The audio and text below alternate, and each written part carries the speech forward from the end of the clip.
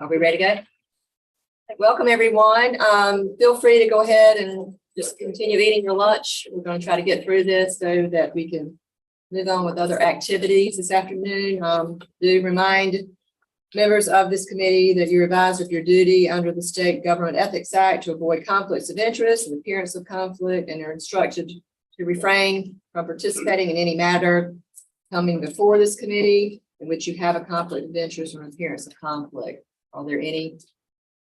Seeing none, we will move on to the first item on the agenda is approval of the minutes of State Bar Council's meeting on April 21st. It's a motion to recommend approval to the council meeting minutes.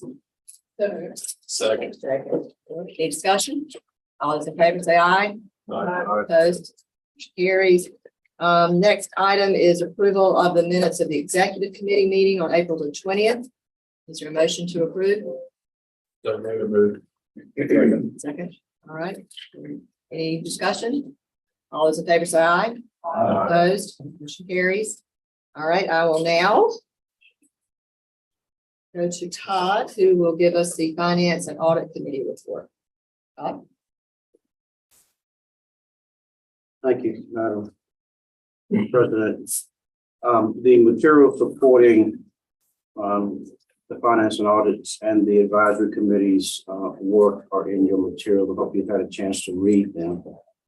And so the Finance and Audit met, and we recommend that the Executive Committee approve and recommend to the Council the following matters that I'm going to talk about via motion.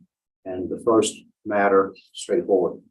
Motion to approve the second quarter 2023 financial statements. That come from the subcommittee, so it doesn't require a second. And so any questions, comments, observations with respect to the financial statements? All right, all those in favor say aye. Aye. Opposed? Motion carries. Next matter is a motion to approve an increase in the expense line item for the audit and professional services in the 2023 State Bar budget from 64,400 to 164,000 to pay for two initiatives this fall at the recommendation of the executive director. The first is a compensation study of all positions at the State Bar. And secondly, a process improvement project for grievance file management in the Office of Counsel. We can go into as much detail as you need, but the description is set forth in your Executive Committee agenda. That's the recommendation of the Finance and Audit Committee to the Executive Committee, and doesn't require a second. So, Okay. All right. First of all, is there a motion? I move. You're moving. I'm You're moving. Okay. All right. Is there any discussion? Any questions? Alice is here. I'd be happy to answer any questions that anybody may have. All right. Seeing none, all those in favor say aye. Aye. Opposed? Motion carries. And again, these are motions that I'm Sorry. presenting from the committee. Good. The third is a motion to approve the execution of an engagement letter with the incumbent auditors, Bernard Robinson and Company, and the reappointment of Ryan McGee as the accountant in charge. That is the recommendation of the Finance and Audit Committee to the Executive Committee for approval and recommendation. Any questions? Discussion? All those in favor say aye. Aye. Opposed? Motion carries. And the final recommendation of Finance and Audit to the Executive Committee is the motion to approve the revisions to the fiscal and operating policies that were included behind tab 4 of the Executive Committee agenda. That is the motion of the Finance and Audit Committee. Any questions or discussion? Seeing none, all those in favor say aye. Opposed? Motion carries. Now we go to the next item on the agenda, the Appointments Advisory Committee report. Todd? Thank you. Again, these are recommendations of the advisory committee to the executive committee to approve and recommend to the council. I'll make those via motion as well. The first relates to the Board of Legal Specialization. And that is a motion to appoint Misty Didio to a 3-year term as the public member of the board, and to appoint Mary Pollard to a 3-year term as a non-specialist member of the board. That is the recommendation for the executive committee. Any questions, discussion? All those in favor say aye. Aye. Opposed? Motion carries. Similarly, the recommendation to the committee is that we move to appoint Jan E. Pritchett to a 1-year term on the board as chair. I'll take those separately. Make it simple. Okay, all right, any questions or discussion? All those in favor say aye. Opposed? Motion carries. The second motion on the Legal Specialization Board is that we appoint Matthew Ladenheim as vice chair of the board. That is the recommendation. Any questions or discussion? All those in favor say aye. Aye. Opposed? Motion carries. Next matter pertains to the IOTA Board of Trustees. We move the appointment of D. Cole Phelps and to reappoint John S. Airwood and John J. Keene to 3-year terms on the board. That is the recommendation for the executive group. Any questions, discussion? All those in favor say aye. Aye. Opposed? Motion carries. The chair and vice chair need to be reappointed, and the motion is that we appoint Shelby D. Benton to a 1-year term as chair of the board and to appoint Heather W. Culp to a 1-year term as vice chair of the board. Any questions? All those in favor say aye. Aye. Opposed? Motion carries. Turning to the Commission on Indigent Defense Services, the motion is that we reappoint Stacy Rubain to a 4-year term on the commission. That is the recommendation to the executive committee. Any questions or discussion? All those in favor say aye. Aye. Opposed? Motion carries.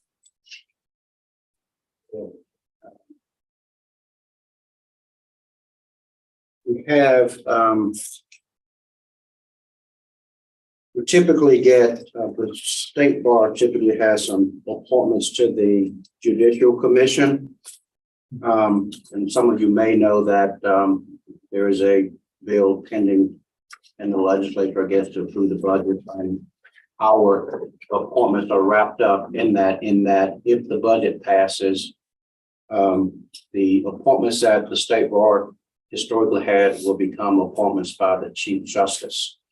And in that connection, we would like to present to the executive committee the proposal that we have a public statement on appointments to the Judicial Standards Commission in light of the potential change. And I want to recognize Peter to make sure that he says anything that I need, that I missed, so he clarifies the issue.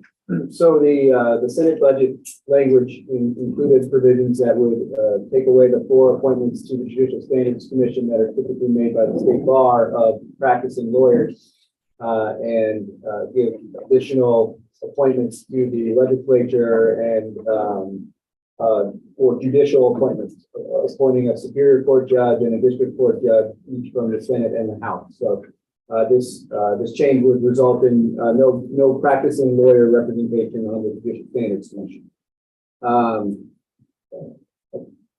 I recommended at appointments that I think it would be appropriate for this body to consider whether there's should be a statement that just underlies the support for having practicing lawyers on the Judicial Standards Commission, regardless of the form in which they are appointed, whether that's the state bar or someone else. And so the proposed statement, if the executive committee and council were to approve giving the authority to the officers to issue a statement, it would there's a preview of what we think it would be in in the executive committee folder on SharePoint. I'm happy to read it now just so you have an idea.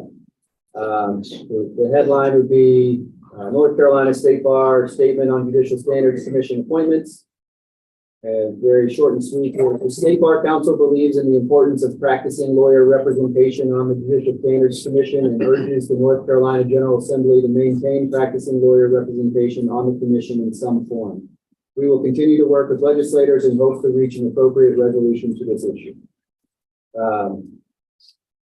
We have had some lawyers and media reaching out about the State Bar position, and I think to clarify that this wasn't our initiative and we're not involved to have this ability to have this statement when necessary, not necessarily to go out and push it around, but to have the statement, have the support of the council on this position, I think would be worthwhile. I believe it's Hold on, let me get the motion in first and then we can discuss. All right, so the motion from the advisory committee would be that the executive committee approve the preparation of a statement to be finally approved by the officers expressing support for the appointment of lawyers who are not judges to the commission. So that is the motion or the recommendation to the executive committee. Discussion. right. So at this point, if you have questions, I think Andrea does, or discussion, Andrea. I just thought it might be helpful to add, so we can emphasize that the state bar consists of attorneys and judges as well. It's just a suggestion, just reference the state bar, which consists of attorneys and judges. If this is going to be public. Just a suggestion. The thought was to try to keep this very, very concise, very short, and not try to, I mean, I think that, how does everybody else feel? Let me add it. Let me add it. The motion is that we have this statement, the language of which will be finally approved by the officers as needed going forward. So Okay, it's appropriate to have those sorts of comments right now, and then we will sort of finalize it as needed, if that's the consensus of the committee. okay. All right, Dorothy, I think what I'm hearing from, can you speak up? I think what I'm hearing from her is, and correct me if I'm wrong, is kind of along the lines of what I was thinking that we had a discussion the other day, is I would like to see us consider including in the statement that we would like to keep that appointment authority. The state bar would like to keep the appointment authority, as opposed to keeping it, or having that statement be bland and not even speak to that piece.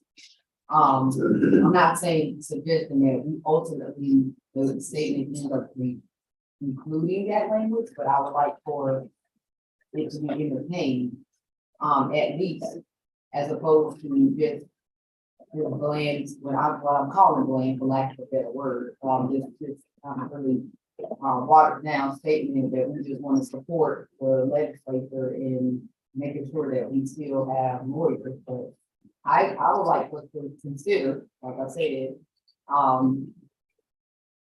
including the language that we would like for the state bar to continue to have that appointment authority. Any other comments or questions? I've just got a question. What kind of statutory guidance is there existing right now as to the authorities, Well, it's as to who appoints that? It's in the material. I put the page from the budget in the materials that shows the strike throughs, and the composition of the Judicial Standards Commission is in statute 7A 375, and it right now it was 2 Court of Appeals judges, two judges of the Superior Court, 2 of the District Court, 4 members of the state bar who have actively practiced in the courts for at least 10 years, elected by the State Bar Council.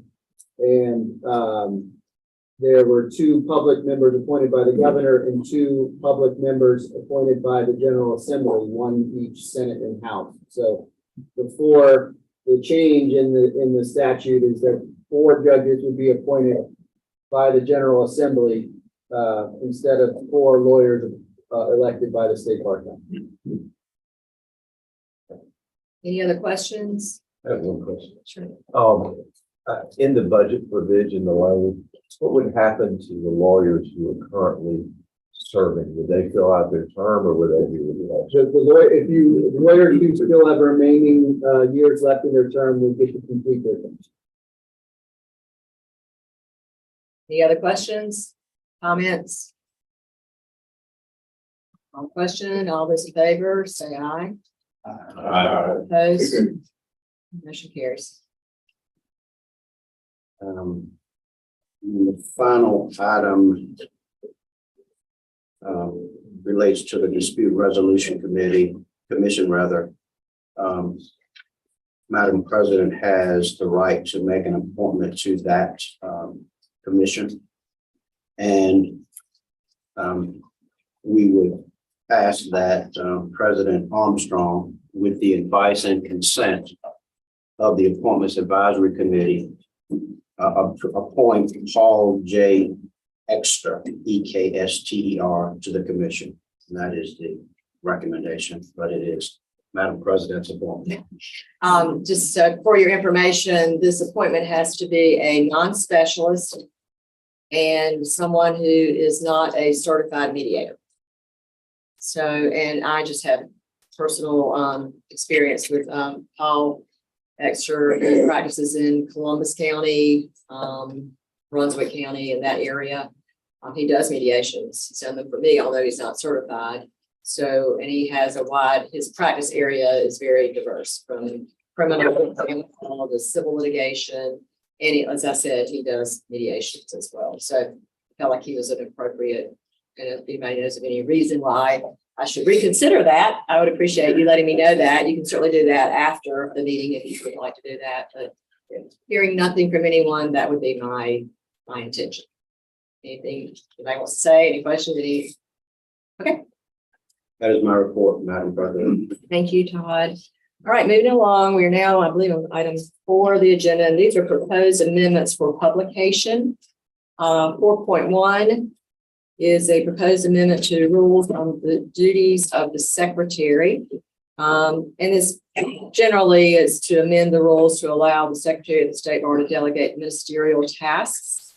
I did a motion for this.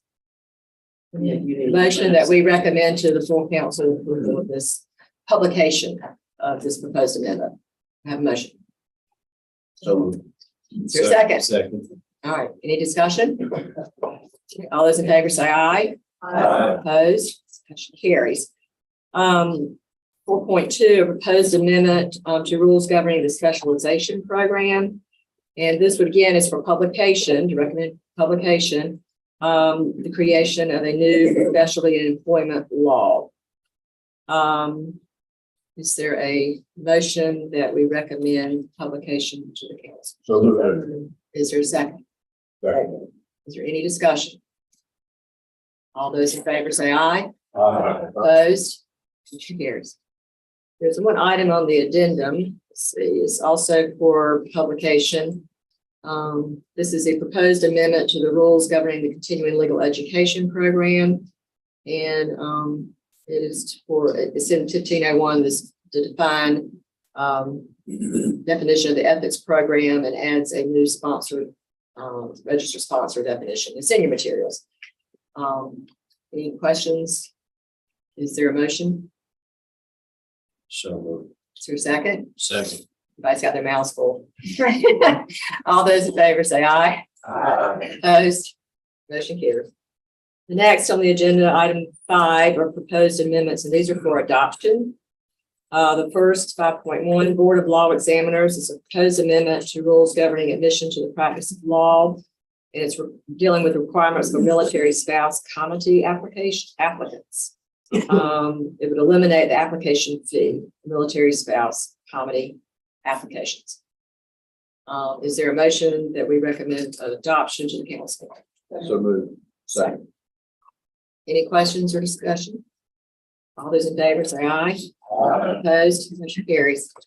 Next, item 5.2, proposed amendments to the rules of professional conduct.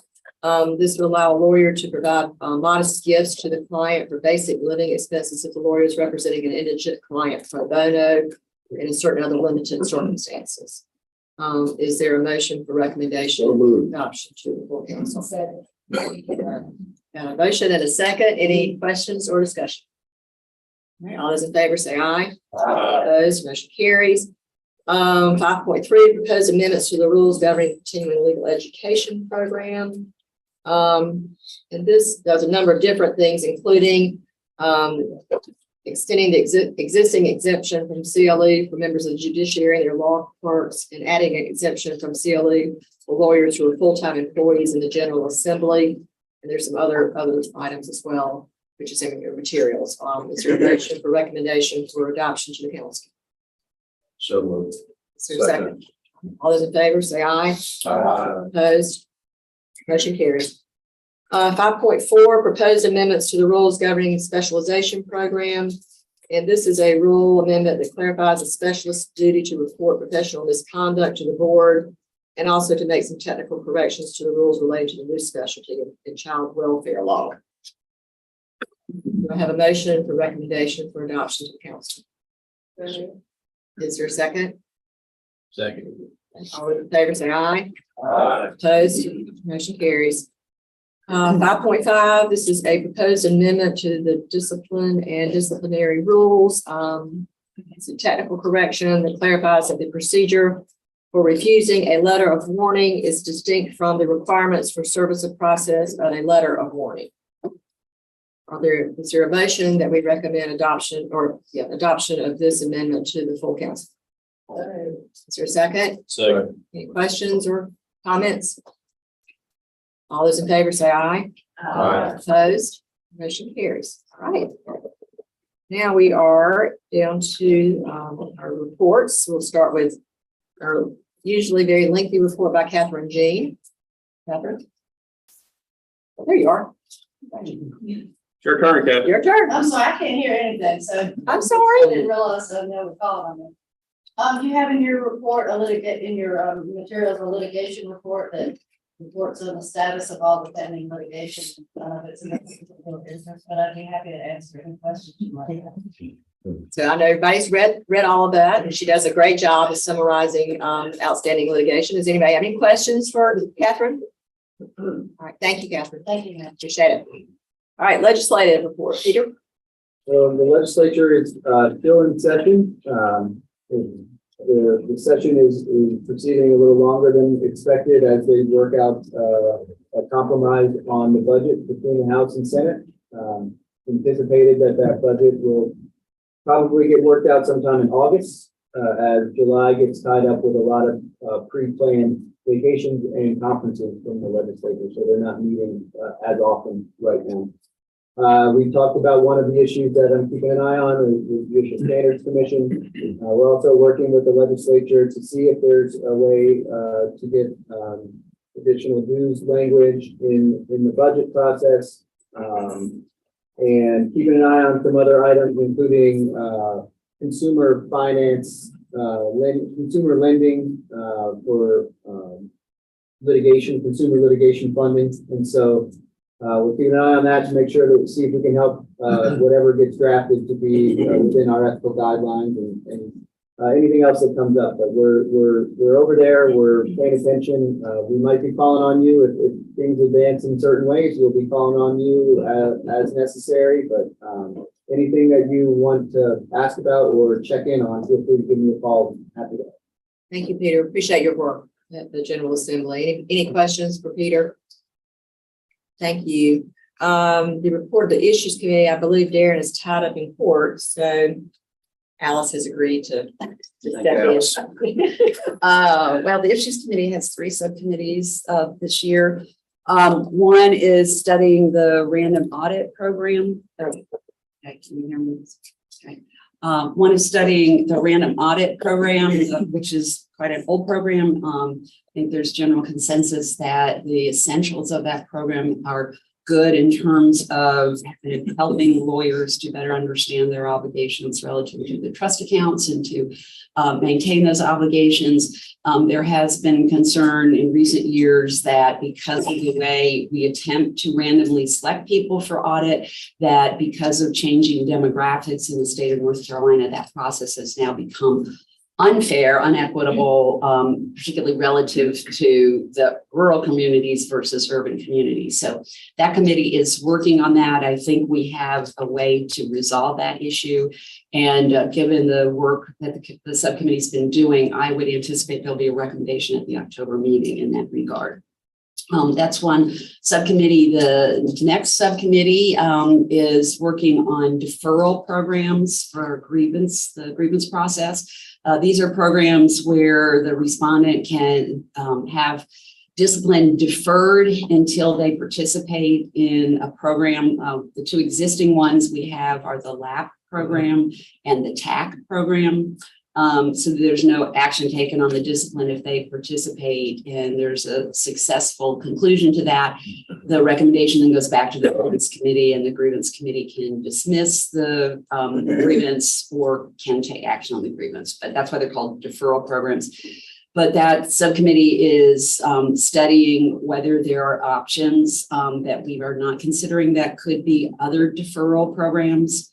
Including law office management is under consideration, professionalism, etc.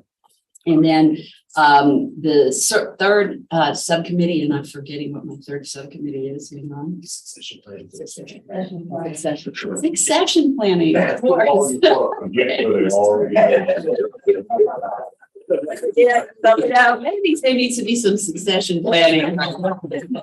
Sorry, it's on a roll, and then That we could have a vote on that and it would be a. So we're talking about is succession planning, and it's really succession planning for solo practitioners and very small firms.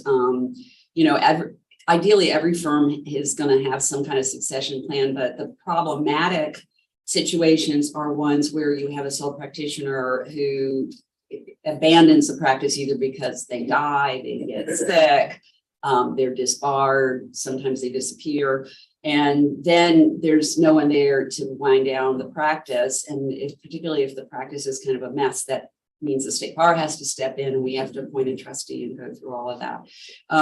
So it's really helpful to us for these smaller firms to have thought through this and to identify somebody who could help with that process.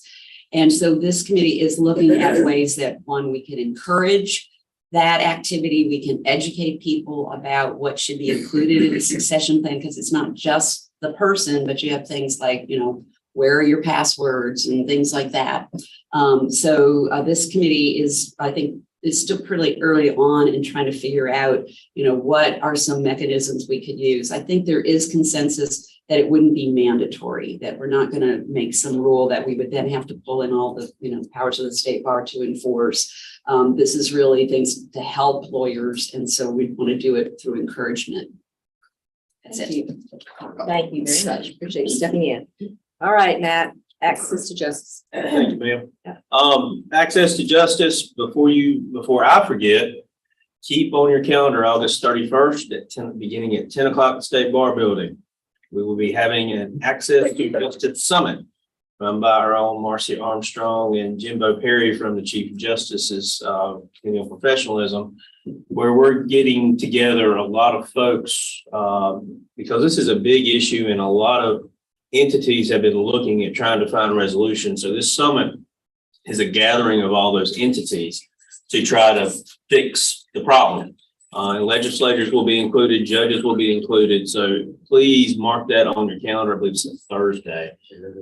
It's Legal Deserts. Excuse me. Not Access to Legal Deserts. Thank you, Madam President. Limited. But we will be working on that in the meantime. In the meantime, we've also been working with Legal Deserts with our own Alan LaCroix, having a meeting via Zoom, and we hopefully will get some ideas from the summit.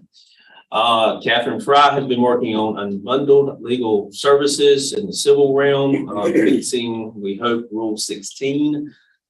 We hope to have a draft to present to this body at the October meeting. So again, August 31st is, keep that on your calendars, please. Madam President. Thank you. Yeah. All right, next, moving right along, Anna, Communications Committee. Thank you. We met via Zoom on July 6th and it was a short meeting, and the main issue, we discussed a little bit about website, update on that progress and message snapping, but the main thing we talked about was how to communicate the new CLE rules that were just approved by the Supreme Court. And I think Peter's going to add the actual rules to SharePoint, which would be nice, because then as counselors, if you get anyone, you can send it out to your district, of course, but if anyone calls you, you can always be able to just quickly forward an email that has the new rules. But basically, those are going to be effective March of 2024. So we just need to talk a little bit about how the best way to communicate the rules to everybody in the state. So Peter, I don't know if there's anything else to add about that. No, just as an update to the rules that were adopted in April, we submitted quickly to the court, and the court approved those rules. So we're in good shape to get started in March 2024 and doing all of our programming internally to be ready for that. And then we just have to get the word out and educate as much as we can over the next 6 to 8 months to get everybody up to speed on what the new process will be. Is that it? Yeah, so, well, if anybody has any ideas you want to communicate later to communications about good ways to communicate it to the bar, please let me know. All right, thanks. That's it. Thanks for that communication. Thank you. Sorry, Bobby, I skipped you. Nothing personal. Going back to Bobby for the authorized practice committee report. Thank you, Marcy. The Authorized Practice Committee met in this very room yesterday afternoon. Staff received 5 new prepaid legal plans. 2 were rejected, 1 was approved, 2 are pending. The committee also received reports and updates from 2 subcommittees about potential rule change proposals. More to come in the future about that. In terms of our action, yesterday, we issued 7 letters of caution. One of those matters, we did in fact refer to a district attorney and to the disciplinary authority in the District of Columbia. We dismissed 2 matters. We took no action on 1 matter, and we continued another one for further investigation. And in addition to that ordinary business, we had the pleasure of welcoming Tessa Hale to the staff council role supporting the authorized committee, and she's batting 1,000 on her recommendations so far. Good work, yes. And we also expressed our deep appreciation for the good tenured service of David Johnson for the authorized practice committee. We're grateful to have Tessa moving forward, and we're certainly grateful for all the good work done by David. And that's our report. Thank you both. Thank you, Bobby. All right, Catherine. Ethics. So there's 2 Catherine. Oh, I'm sorry. That Catherine's already gone. It's your go. I have no action for executive, but we will be 1 opinion that's being published for comment. It's 2022 FEO 4 about overlapping billing services options, not double billing. Billing for overlapping Legal services. Which I think has the record for 11 inquiries, but we're gonna check on that. It's a very excellent bit of work there. And then we will have for the full council, the proposed 2023 FEO 2 will be suggested, or we'll ask the full council to adopt that opinion. Any questions for Catherine? All right. Seeing none, Evan, your turn. Madam President, There's gotta be some record here. what's that? It's gotta be some record here with this committee. Earlier this quarter, Walter Brock, Leonore Hodge, and I had a meeting with the Powers at Lawyers Mutual, and we presented what our information about what the bar was willing to do, and we presented our ask. The Lawyers Mutual asked them for a 3-year commitment to sponsor the PNVR cybersecurity self-assessment. They were very receptive, asked good questions, and we were very informative responding to those questions. So we felt very positive about it. So they asked for a formal letter from the state bar. So Alice sent out a letter, I think it was in May, by snail mail, and snail mail only. And so as we were waiting around for a Lawyers Mutual's response, hearing nothing, I contacted Leonore, asked if we'd heard anything from Lawyers Mutual, and there was no response, nothing. So and I've been traveling a lot, so I was out of town for several weeks. So I asked Walter to reach out to. He has a closer relationship with Lawyers Mutual than I do. And as we investigated this, we found out that Lawyers Mutual did not receive the snail mail letter, and they were waiting for us to give a proposal. So anyway, so we had followed up on that with electronic proposal with a copy of the early May letter, and so I feel very positive they're going to come forward with that. I wish if we'd gotten there earlier, I think we would have a positive response from them. But All right, Evan, my bad. no, it's not. The post office is just not working well at all. So it really is. I mean, I get letters sometimes that were mailed a month ago.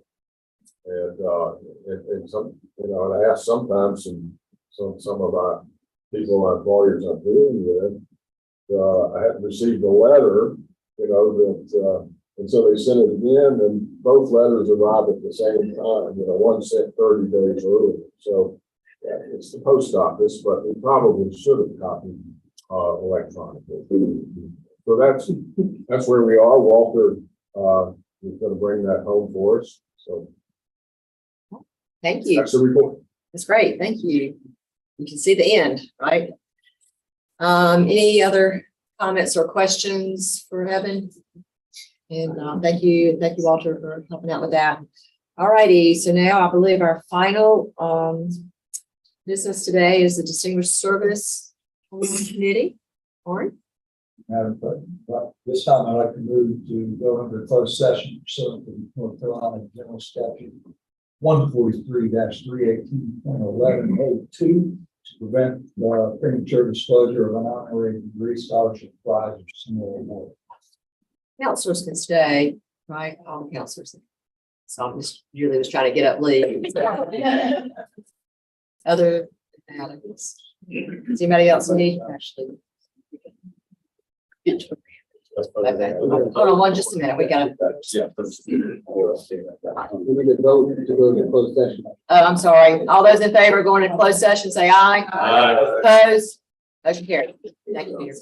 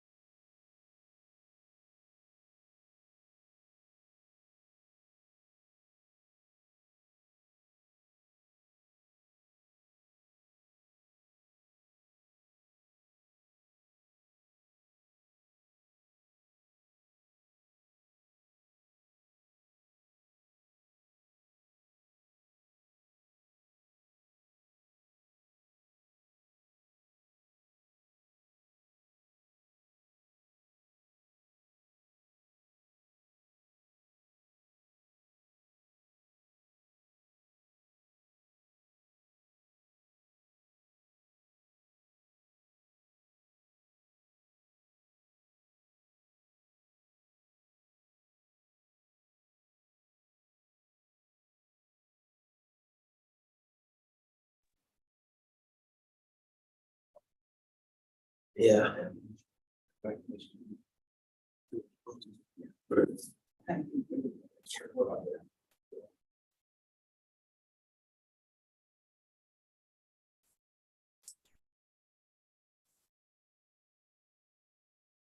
Okay, so we back on the record, Peter. All right, Warren. Thank you, Madam President. So this time on behalf of the committee, move that the executive committee approve the nominations to be presented to full council tomorrow that we discussed in closed session. Candidate A, and candidate B for presentation of the state, John B. McMillan, Distinguished Service Award, subject to our standard due diligence checks. Thank you, Warren. Is there a second to the motion? Second. All those in favor say aye. Aye. Opposed? Motion carries. Thank you. Thank you, appreciate it. All right. Any other business other than the fact that there is plenty of room on the dance floor at 2:00? Even if you did not sign up for the dance lessons, you can join us either to sit and laugh at those of us that are going to participate or to actually get out there and show your talents. But I'm serious. It's going to be in the Grand Salon room, and you're welcome to come if you want. It's raining, so what else are you going to do, right? Is there a motion to adjourn? So moved. All right, second. We're adjourned.